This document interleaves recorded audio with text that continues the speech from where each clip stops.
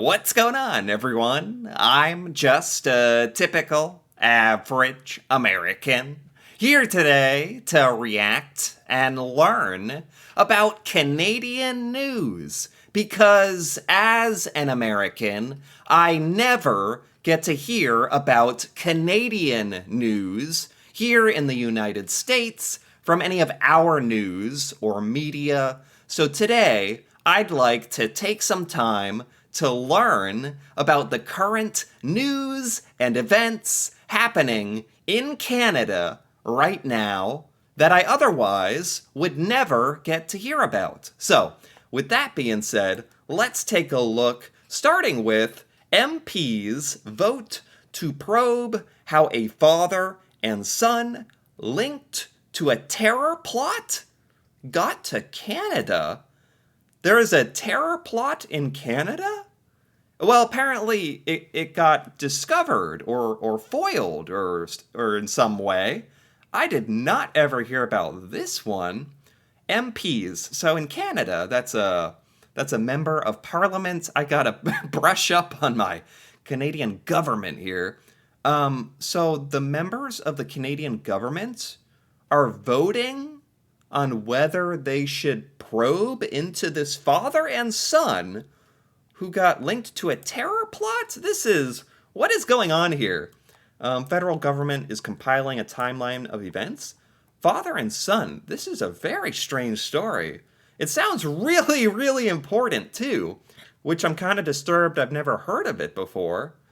MPs of all stripes have agreed to investigate how a father and son accused of planning a terror attack in Toronto were allowed into Canada despite claims that the father had taken part in a violent terrorist assault overseas?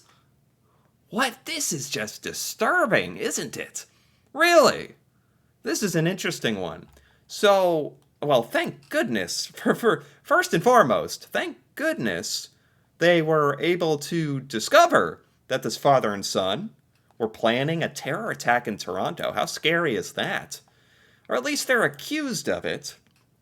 And the second part of this is everyone is wondering, wait a minute, how were they allowed into Canada? They must have immigrated from another country. How were they allowed in if they were screened properly? And the father had taken part in violent terrorist assaults overseas. That is disturbing on many different levels. Sounds like that's all the information we really have at this point, but I didn't even know there was a terror attack that got discovered and foiled in Toronto. That's horrifying, but good that they found it out. Oh my god. What else do we have here? Travelers accuse screening officers at Ottawa Airport of unprofessional behavior. What are the screening officers doing at the Ottawa airports now? I gotta say, just on a personal level, like screening people that work at airports, I'm sure they have a tough job and all that, but and they got to deal with a lot of people. But they are either the nicest people or they just stress you out. I've seen some funny like clips and stuff of where these people are like, "Take off your jacket, put your get your laptop out of your bag, take your shoes off." Like, why are we yelling? Can't we just? Why does this have to be so stressful? Scanning your carry-on luggage at the airport. I don't know. Maybe that's what these people in Ottawa are kind of saying. They're saying these complaints are a small fraction of the passengers that are screened. Yeah, right here. You put your luggage, your clothing in a little bucket, and it goes through the scanner. Sometimes the screening people are aggressive. That's true, but I guess they got to keep stuff moving. I don't know. Should they be reducing you to tears right before your trip to the Bahamas? I don't know. The most common complaint they received about the screening process in Ottawa Airport over the past year came from travelers accusing screening officers of unprofessional, rude, invasive behavior during body and bag searches. Like, yeah, I'm just kind of making jokes about this, but it sounds like quite a few people actually submitted formal complaints about this. Interesting. What else do we have here? Let's scroll down. Oh, the woman whose dog was found in Wyoming, from Canada to Wyoming. I saw that last week in the Canadian news when I did a video. That's good. That's still in the news, huh? That's biggest news in Canada. Ottawa woman's dog was stolen and found in Wyoming. Big news. I swear I saw that last week. That's funny. Floodwaters washed away the only road out, so this Quebec city had to set up an emergency water taxi? Really? Oh, trial of ex-Canadian World Junior Hockey players in sexual assault case set? Oh my god, yeah. This is honestly, it's been some disturbing news so far, except for this dog that was found in Wyoming. That's kind of the the uplifting news so far. Let's keep going though. Anything else interesting here? Uh, Auto Canada investigating cybersecurity breach as it announces loss from previous incidents. What is Auto Canada? It's an Edmonton-based dealership network. They were breached. How important is this? How bad is this? What is Auto Canada? It had a cybersecurity breach of its systems that could disrupt operations. Is reported a financial loss for the quarter. Okay, I don't need to know about their quarterly report here. What do they do? Auto Canada has 84 franchise dealerships in North America. This is a car dealership that had a cyber attack. What were they trying to do by cyber attacking them? Following the outage, it was an I thought this might have been like a finance company or like a credit card company in Canada. Sounds like it's just a car dealership. It's not the end of the world if they get. I guess people could kind of have their information stolen, but okay. Bad, but not the worst, I suppose. Inside, the pressure campaign on Danielle Smith to make gun ownership in Alberta right. Oh, interesting. As many Canadians might know, here in the United States, we take gun ownership very seriously. Not that it's not serious in the sense that it's difficult to get one, seriously in the sense that we all have the right to own a firearm in America, and we get very worked up about that, and we really protect that right, for better or for worse. So they're trying to make it sort of similar in Alberta. Why is this becoming a hot topic all of a sudden? They intend to strengthen the Alberta Bill of Rights this fall for protections for vaccination and also heavy pressure to go further in her overhaul. In other words, including the right to own a gun?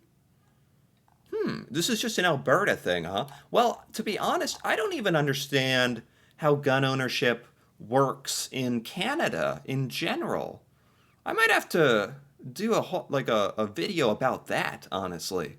Understanding the difference between gun ownership in Canada and what that looks like. And what can you own a gun? Is it more comprehensive testing and background checks? That'd honestly be a good thing, if you're asking me. Okay, that's interesting. I haven't heard much about gun ownership in Canada before. That's interesting from my American point of view. What else do we have here? Let's scroll down a bit, look a little further back in the week. Trudeau calls Poilievre's, I still can't say his name right, stance on Chinese EV tariffs baloney? Chinese EV tariffs. This might be a little too dense for me to get anything out of. Prime Minister accuses Conservative leader of planning to cut government investments in electric vehicles. This is a very, very specific grievance. Cutting the government's investment in electric vehicles. I have no idea if Canada should be investing in electric vehicles or not. You know, they're good for the environment, all that we can all agree on, but As for the Canada's budget spending, I have no idea. I can't even begin to comment on that. British Columbia residents remember Mindy Tran 30 years after the 8-year-old was killed. Who's Mindy Tran? Remains of Tran, 8 years old, were found in a park. Man charged with her death found not guilty? What is this? I don't know if I've ever heard of this. Her remains were found in a park near her parents' house? Oh my God. This was 30 years ago, though. They're remembering her, honoring her. That's good. So she was just reporting missing on her bike and then was never seen again. Wow. Okay, 6. Anything else on this? They found somebody who they accused of possibly committing the murder, but he was found not guilty after a 7-month trial. Interesting. This isn't really current Canadian news is the only thing, so I'm probably going to have to keep moving along. Horrible story, by the way. Nice that they're remembering her. Anxiety and relief as Jasper residents prepare for a return to the wildfire-ravaged mountain town. This is something I want to take a look at. I was wondering, because I've looked at the Jasper wildfire coverage a bit in some other videos, and I've been wondering, when are people who have been forced to evacuate going to be able to, go back to any sort of normal life? Thousands of evacuees can return home Friday as re-entry processes begin. Really? Well, what are they returning home to? Do they have a home to return to? That's the sad question here, isn't it? Thousands of people forced from their homes at Jasper National Park are preparing for a homecoming that will signal the beginning of a daunting effort to rebuild what was lost to the flames. Yeah, I suppose that's the answer, huh? Is that they're knowing, they're knowing that they're returning home to, something that is very unlike what they are used to. Their home might be burnt down, their whole community might be burnt down, and I guess the first step is going back and assessing the damage and, trying to pick up the pieces and make those first steps towards getting back to normal life. It's still a very sad time for Jasper. This is for 5,000 residents, and it's nice that they're making a re-entry plan, because that is kind of the first step here. But it's sad to think what they're returning to and how much damage has to be corrected still. Let's keep going here. Let's scroll down a bit. A little earlier in the week. Actually, let's go a bit more down. Just in case I missed anything earlier in the week. Third person dies in listeria outbreak in plant-based milk. Milk-based plants. Could you imagine? Plant-based milks. Third person died. Yeah, I think last week I read about this listeria in the almond silk milk, oat milk in Canada. Very scary, like. This isn't just one of those recalls where, oh, watch out, you might get sick if you drink this. But Canadians have died because of this listeria outbreak in the milk. Third person in Ontario. It's the Great Value Silk plant-based milks. The person was from Toronto. Wow, second person from Toronto whose death was because of this milk. No way. That's just... How sad is that? In a whole different way to there's the murder of that little girl. Sad. It's also so sad to think some people just live their whole life and then die because of drinking oat milk. Just, ugh. How extreme weather affects the food prices in Canada? Well, I've heard that food prices are very, very off the charts in Canada. Here's how the U.S. trial of a Canadian linked to the Pearson gold heist could play out. Pearson gold heist? Gold? Like they tried to steal gold? What is this, the Old West? Like robbing a train full of gold? Two trials are starting connected to the multi-million-dollar gold heist at Toronto Pearson International Airport last year? What were they doing? What were the charges? Um, they had 65 firearms found in their vehicle, destined for Canada. Okay. And they were behind the wheel of a white cube van that made off with more than $20 million in gold from Air Canada Cargo? Are you kidding me? They're trying to bring all these guns and gold? This is literally like from the movies or something. What? What is good? There's some crazy stuff going on in Canada. Kind of borderline entertaining at times. I hope no one was hurt in association with that. 'Cause otherwise, it wouldn't be very entertaining at all. Anyway, anything else here? Let's scroll down. Anything else? Evacuation order for some Valemount, British Columbia residents downgraded. That's other parts of like British Columbia being evacuated for wildfires. 17 forms of cancer are on the rise in younger generations. As if there isn't enough horrors of the world going on. Is Canada's food supply under threat from Russian hackers? What? Huh? I don't know. Is it? Will this article load? Will we ever find out? Oh, it was loading a cow. That's what took so long. It was loading an entire cow. But anyway, ransomware attacks linked to Russian groups is worrying farmers. How can cyber attacks and online attacks affect your like cows? Am I missing something here? I'm missing the link.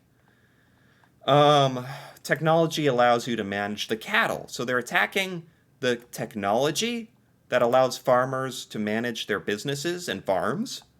What? Why is Russia trying to mess up Canada's food supply? If this is indeed true, that is troubling news. What the heck? Anything else here? Oh my god, there's been some crazy news this week. Like, actually. Let's scroll down a bit. Scroll down a little bit more. Why John Krasinski's Rogers ad is upsetting Canadian Union actors. Is John Krasinski Canadian? He was in a Rogers ad. Rogers is like, is that internet or something in Canada? That's making people upset. John Krasinski? I thought everyone loved him. Let's scroll down a little bit more. Anything else here? Anything else? Oh, what did this say? Ontario mayor was found guilty of assault and sexual assault. Oh my god. Oh my god. Just making sure I didn't miss anything here. Ooh.